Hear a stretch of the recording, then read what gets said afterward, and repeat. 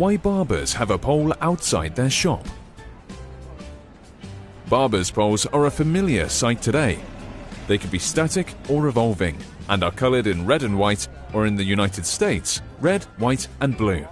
But do you know what the meaning behind the pole is? The barber's pole goes all the way back to medieval times, when barbers were also surgeons.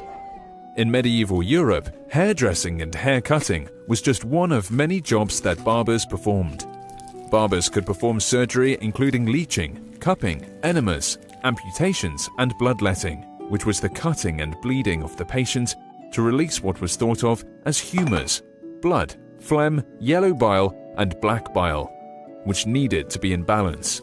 It was believed that letting out the bad blood would encourage healthy new blood to replace it, and this became the standard treatment for everything from the plague to a sore throat. The reason barbers became surgeons was because monks, who had up to this point performed surgery and medicine, were prohibited to do so anymore by Pope Alexander III in 1163. He saw the function of letting blood as incompatible with the clergy, and physicians saw it as too menial. This opened up a market for barbers. To advertise their services and to remind people of their routine bloodletting, barbers left bowls of customers' blood out their shop windows. Barber surgeons also performed dentistry teeth in a row outside the shop.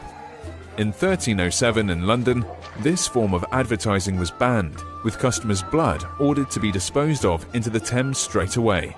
This made barber surgeons think of a new way to advertise their services.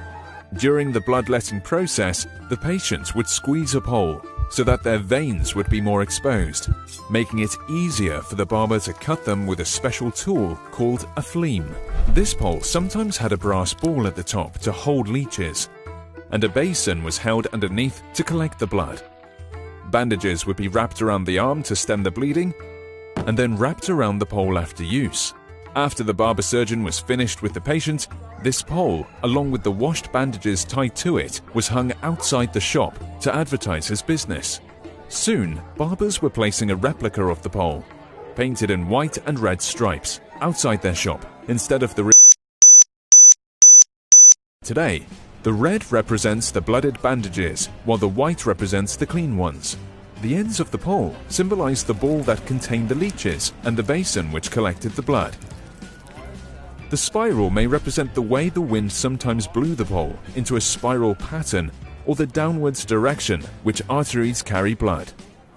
When the Barber Surgeons Company was established in 1540, the trade between barbers and surgeons was more defined, and barbers were now only allowed to extract teeth.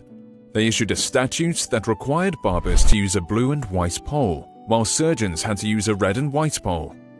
By the 18th century, medicine was changing, and in 1745 in England, the trade of barber and surgeon was formally separated.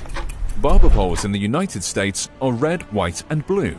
One theory is that the blue represents the veins, and another theory is that the blue was added as a sign of patriotism.